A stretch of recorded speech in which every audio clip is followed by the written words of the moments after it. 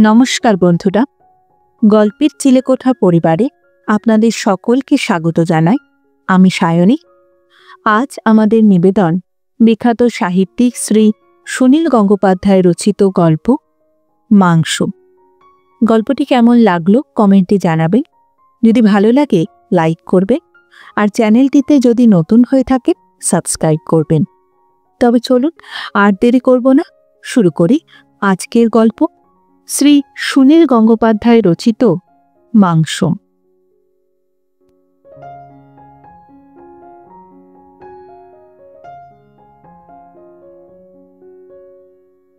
সকালবেলায় মেঘ ছিল, তাতে বাচ্চাদের মন খারাপ। আজ যেন বৃষ্টি না হয়, আজ যেন বৃষ্টি না হয়। তবু সেই কালো মেঘ যেন ঝুঁকে এলো শ্মশানতলায় বড় বটগাছটার মাথায়। গ্রামের নাম ছোট সাতুরি। বিভুপদ গড়াইয়ের দুখানা খড়ের ঘর, সামনে এক চিলতে উঠোন। সেই উঠোনে দাঁড়িয়ে তিনটি ছেলে মেয়ে। তারা আকাশের দিকে তাকিয়ে মেঘ তাড়াতে চাইছে। লেবু পাতা গরম চা, দূরের বৃষ্টি দূরে যা। মেঘ সেই শিশুদের কথা শোনে। তবে এত কাছে এসে কিছুটা বর্ষণ না হলে মেঘেরও তো মান থাকে না। প্রথমে ছিল গুমট, হঠাৎ হাওয়া উঠল সনসনিয়ে। বড় বড় গাছগুলোর ডালপালা উথাল পাথাল। তারপর গুরু গুরু গর্জন বলল, আসছি আসছি।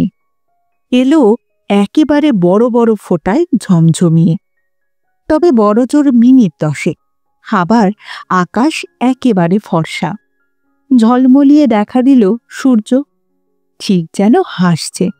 হাসবেই তো, মাত্র মাস দুয়েক আগেই ছিল বৃষ্টির জন্য কত হাহাকার, কত প্রার্থনা, কত ব্যাঙ মেরে উল্টে দেওয়া। আর এর মধ্যেই আবার বলে কিনা বৃষ্টি চাই না। মানুষ বড় বিচিত্র। ও মেঘ আবার ফিরে আসবে। এখন শুধু এই বাচ্চাদের আবেদনে সরে গেল কিছুটা দূরে। আজ ওরা বেড়াতে যাবে। রাস্তাঘাটে এমনি ঠিক থেকে কাদা। বৃষ্টি চলতেই থাকলে এখন বেরোবার প্রশ্নই ছিল না। বাচ্চারা আর ধৈর্য ধরতে পারছে না। বিভুপদ দাঁড়িয়ে আছে বাইরে। সুরবালার একটু দেরি হচ্ছে। বিভুপদ একবার হাঁক দিল, কই রে, আর দেরি করলে বেলাবেলি পৌঁছতে হবে তো। মেয়েটাও চেঁচিয়ে বলল, মা আয় না। মেয়েটার বয়স 7। ভাই দুটোর একটা 9 আর একটা 6। একেবারে ছোটটাকে ন্যাড়া করা হয়েছে কিছুদিন আগে। খুব উকুন হয়েছিল। হাতে একটা পুটুলি নিয়ে বড় ঘরখানি থেকে বেরিয়ে এলো সুরবালা। দরজায় শেকল তুলে একটা ছোট তালাও লাগালো। সুরবালার বয়স 30-এর এধারে ওধারে। ঢ্যাঙা চেহারা, অদ্ভুত নিথর ধরনের মুখ। সে মুখে রাগ, দুঃখ, আনন্দ, অভিসার কিছুই যেন ফোটে না। চাবিটা বিভুপদকে দিয়ে সে বলল, তাহলে চলা করো। একটু আগে পত্নীকে এসে তাড়া দিচ্ছিল। এবার সে চাবিটা হাতে নিয়ে একটুক্ষণ চুপ করে দাঁড়িয়ে থেকে জিজ্ঞেস করল, সত্যি যাবি? সুরবালা বলল, হ্যাঁ যাবই তো ঠিক করেছি। বিভু আবার জিজ্ঞেস করল, ছেলে মেয়েদের নিয়ে যাওয়া? সুরবালা বলল, হ্যাঁ চলুক, ওরাও চলুক। তিনটি বাচ্চাই একসঙ্গে চেঁচিয়ে উঠল, আমরা যাব, আমরা যাব। ঠিক পাশাপাশি আর কোনো ঘরবাড়ি নেই। গ্রামের প্রান্তসীমায় খালপাড়ের জমিতে ছড়ানো ছিটানো কয়েক ঘর বসতি। সোজা রাস্তাটা শ্মশানতলার দিকে। ছেলে মেয়ে তিনটে দিনের বেলাতেও এখান দিয়ে যেতে ভয় পায়। মানুষের হাড়গোড় এদিক সেদিক পড়ে থাকে কিনা। কাঠ কেনার পয়সার অভাবে যারা পুরো লাশ পোড়াতে পারে না, তারা শুধু মুখে আগুন দিয়েই ফেলে রেখে যায়। তারপর তাই নিয়ে ভোজ হয় শেয়াল শকুনের। বাবা মা আর 3 সন্তান। এই পুরো পরিবার এর আগে কোনোদিনও একসঙ্গে কোথাও বেড়াতে যায়নি। বাবার সঙ্গে 2-1 বার হাটে গেছে বটে, তাও মেয়েটা বাদ। মাও যায় না। বটতলায় কোথা থেকে এক সাধু এসে ত্রিশূল গেড়ে বসেছে। সবাই সেখানে দাঁড়ালো। সুরবালা এগিয়ে গিয়ে হাঁটু গেড়ে বসে প্রণাম জানালো সাধু বাবাকে। তিনি হাত তুলে বিড়বিড় করে কিছু একটা আশীর্বাণী শোনালেন, কিন্তু প্রণামী দেবার মতো কিছু নেই সুরবালার কাছে। সে ফিরে আসার পর মেয়েটা জিজ্ঞেস করল, মা, সন্ন্যাসী ঠাকুররা গায়ে ছাই মাখে কেন? সুরবালা তাকালো তার স্বামীর দিকে। এইসব প্রশ্নের উত্তর পুরুষদের দিতে হয়। বিভু বলল, সন্ন্যাসী ঠাকুররা সবাই শিব ঠাকুরের চেলা। শিব ঠাকুর বলে দিয়েছেন, গায়ে ছাই না মাখলে আমার চেলা হতে পারবি না। ছোট ছেলেটা জিজ্ঞেস করল, বাবা, ঠাকুরের মাথায় সাপ থাকে কেন? বিভু বলল, সাপ এমনিই থাকে। এখন চল তো তাড়াতাড়ি, এত কথায় দেরি হয়ে যাচ্ছে। এরপর রথতলা। এ অঞ্চলে মোটামুটি সম্পন্ন লোকেদের বাস। দোল দুর্গোৎসবও হয় এখানেই। একপাশে রয়েছে কয়েকটা ভ্যান গাড়ি। অনেকটা দূরের পথ, হেঁটে যাওয়া যেতে পারে বটে, তাতে ফিরতে ফিরতে ঢের রাত হয়ে যাবে। তাছাড়া বিকেলের আগেই গন্তব্যস্থানে পৌঁছাবার কথা। এক ভ্যান গাড়ির চালক পাশে দাঁড়িয়ে ছোট কাচের গ্লাসে চা খাচ্ছে। তার কাছে গিয়ে বিভুপদ সারা শরীর মুছে বলল, ভালো আছো তো গোবিন্দদা? তোমার গাড়ি এখন ছাড়বে? গোবিন্দর সঙ্গে আগেই কথা বলে রেখেছে বিভুপদ। এই গাড়ি ভাড়া করার সামর্থ্য তার নেই। সনাতনপুরের হাট থেকে 10খানা বুড়ের নাগরি নিয়ে আসার অর্ডার আছে গোবিন্দর। এখান থেকে যাবার পথে যদি প্যাসেঞ্জার না পায়, খালি গাড়ি যায়, তাহলে সে বিভুপদর পরিবারকে খানিকটা দূর পৌঁছে দেবে। গোবিন্দ যেন সে কথা ভুলেই গেছে। সে বলল, প্যাসেঞ্জার তো আর দেখছি না, গাড়ি তো ছাড়তে হবে, কিন্তু তোদের এতগুলোকে তো বিনি ভাড়ায় নিতে পারবো না রে। এত লোড থাকলে গাড়ি টানতে পরিশ্রম হয়। বিভুপদ মুখ চুন করে চুপ করে রইল। গোবিন্দ বলল, অন্তত ন্যায্য ভাড়া যা হয় তার অর্ধেক দিবি তো, পার হেড 5 টাকা। বিভু বলল, ঠিক আছে, দেব। একেবারে ছোটটারও কি? গোবিন্দ বলল, আচ্ছা 15টা টাকাই দে তবে। সে হাত বাড়ালো বিভুর দিকে। বিভু খুবই সংকুচিতভাবে বলল, এখন তো দিতে পারবো না, পরে শোধ করে দেব, মা কালীর দিব্যি বলছে। গোবিন্দ ভারিক্কি চালে বলল, ধার, আজ নগদ কাল ধার। একবার দিলে ধার, এ পথে আর সে চলে না বাবা, কত দেখলাম। বিভু বলল, আমার কথার খেলাপ হবে না, মা কালীর দিব্যি বললাম তো।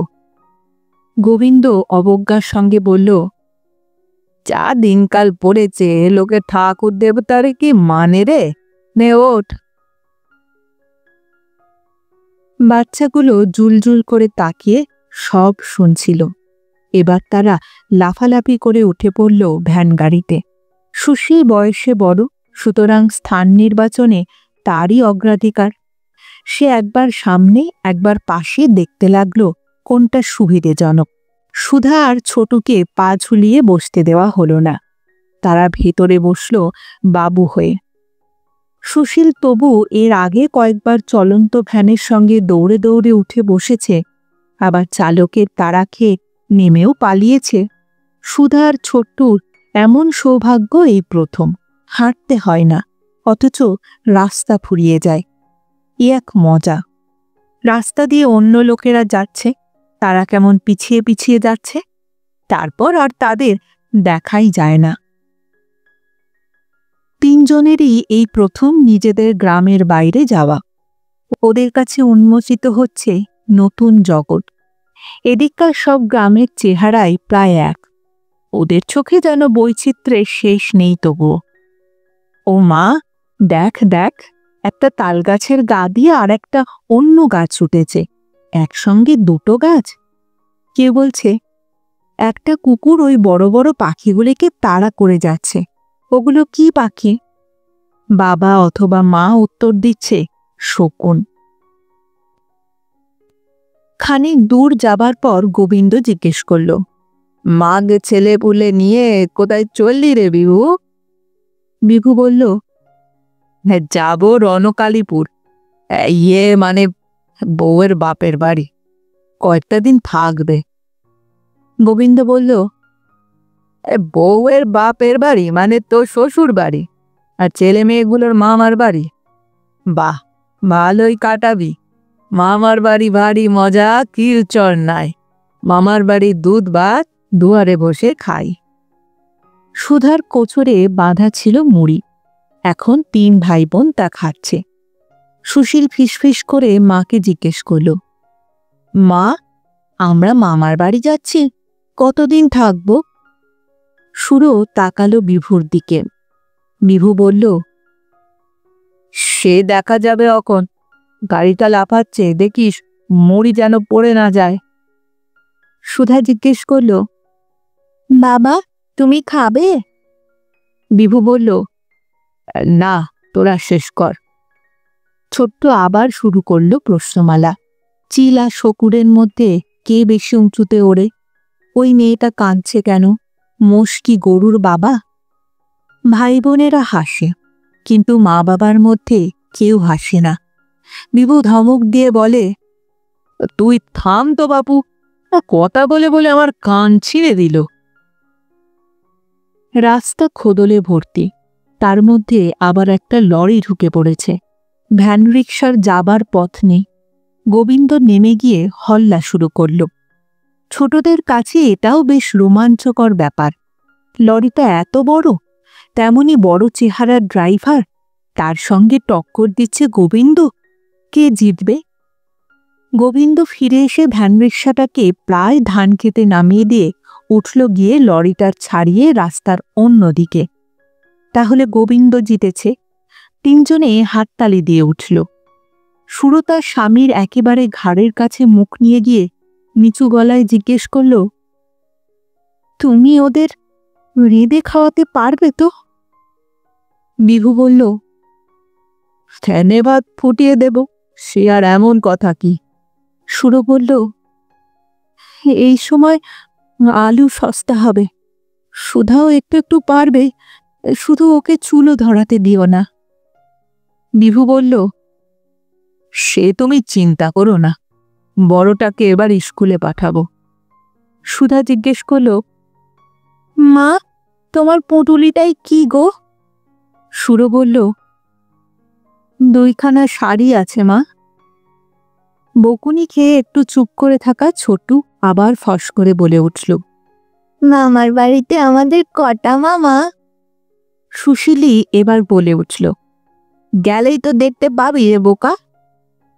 এরা কেউই আগে মামার বাড়িতে যায়নি। মামার বাড়ি নামক রহস্যময় জায়গা সম্পর্কে কেউ কিছু শোনেও নি।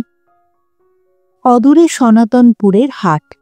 ভ্যান রিকশা থামিয়ে গোবিন্দ জিজ্ঞেস করল, তোরা তো রণকালীপুরে যাবি বললি, এখানে নেমে যা, বাঁ দিক দিয়ে রাস্তা, বেশি দূর না। এই বিভু, মনে আছে তো তোর মা কালীর দিব্যি? এই রাস্তাটা অপেক্ষাকৃত ভালো, অত ফুটো ফাটা নয়। পাশ দিয়ে চলেছে কেলেঘাই নদী, তাতে প্রচুর কচুরিপানার ফুল ফুটে আছে। গ্রামের মূল বসতি থেকে বেশ কিছুটা দূরে নদীর ধারেই এক জায়গায় টালির চালের 8-10খানা ঘর, গোটা 2 মনোহারীর দোকান। সামনে বাঁশের কঞ্চির বেঞ্চে বসে গোলতানি করছে কয়েকজন পুরুষ। খানিকটা দূরে ওরা থমকে দাঁড়ালো, চেয়ে রইল সেই ঘরগুলির দিকে। বিভু তার পত্নীর একটা হাত ধরে কিছুটা আবেগের সঙ্গে বলল, সুরো, সত্যি যদি? সুরোর নিরেট মুখে কোনো রেখা নেই, তার গলাও কাঁপল না। সে বলল, হ্যাঁ, যাব তো। বিভু বলল, হ্যাঁ, এখনো কিন্তু ফিরে যাওয়া যায় রে। সুরো বলল, আমি যাব, সেটাই ঠিক করেছি। বিভু বলল, আমি কিন্তু তোকে জোর করিনি। সুরো বলল, না, তুমি তো জোর করনি, আমি ঠিক করেছি। উতলা হয়ে যাচ্ছে বাচ্চারা। ওই তো দেখা যাচ্ছে মামার বাড়ি, তবু দেরি কেন? সুশীল বলল, বাবা চলো। বিভু একবার খাকারি দিয়ে গলা পরিষ্কার করে নিয়ে বলল, শোন রে তোরা, মামার বাড়িতে তোদের মা এখন একলা যাবে, আমরা বাড়ি ফিরব। তিনজনেই একই প্রশ্ন, কেন কেন আমরা যাব না মামার বাড়ি? বিভু বলল, ওখানে ছোটদের যেতে নেই, মা আবার ফিরে আসবে, ততদিন তোরা আমার সঙ্গে থাকতে পারবি না। মেয়েদের বুদ্ধি আগে পাকি। ছোটদের মামার বাড়ি যেতে নেই, এটা সুধার কাছে ঠিক বিশ্বাসযোগ্য মনে হলো না। মামার বাড়িতে দুধ ভাত তাহলে কারা খায়? শুধু বড়রা? তার প্রশ্নের উত্তরে বিভু বলল, মামার বাড়িতে একজনের খুব অসুখ রে, তাই ছোটদের যেতে নেই। সুরো, তুই তাহলে এগিয়ে পড়, বেলা পড়ে আসছে। ছোট ওসব বুঝল না। সে মায়ের উড়ু জড়িয়ে ধরে শাড়িতে মুখ গুজে খুব কাতরভাবে আবেদন করল, মা, আমি তোমার সঙ্গে যাব। আমি একটুও চেঁচাবো না মা, তুমি আমায় নিয়ে চলো। স্বামী ও অন্য দুই সন্তানের দিকে ক্রমান্বয়ে তাকালো সুরো। তারপর ছোটকে আস্তে আস্তে ছাড়িয়ে নিয়ে সে বলল, যাবি, তোকে নিয়ে পরে যাব ছোট, আজ বাড়ি যা, বাড়িতে লক্ষ্মী হয়ে থাকবি। সুধাকে বলল, ভাইকে ধর, তুই ছোটকে সামলে রাখবি। নিচু হয়ে সে স্বামীর পা ছুঁয়ে প্রণাম করল। তিনটি সন্তানকে জড়িয়ে ধরল একসঙ্গে দুই হাত দিয়ে। আর কোনো কথা নেই। তারপরই হঠাৎ ওদের ছেড়ে দিয়ে সে হনহন করে এগিয়ে গেল ঘরগুলোর দিকে।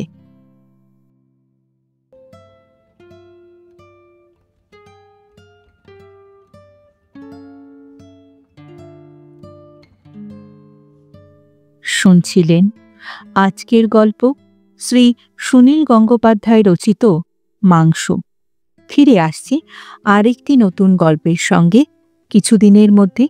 ততদিন ভালো থাকবে, সুস্থ থাকবে এবং গল্পে থাকবে। আর আমার গল্প পাঠ ও উপস্থাপনা যদি ভালো লাগে তাহলে লাইক আর কমেন্ট করতে ভুলবেন না। আর চ্যানেলটিতে যদি নতুন হয়ে থাকেন সাবস্ক্রাইব করবেন। তাহলে আজ এখানেই বিদায় নিচ্ছি। আবার দেখা হচ্ছে। নমস্কার।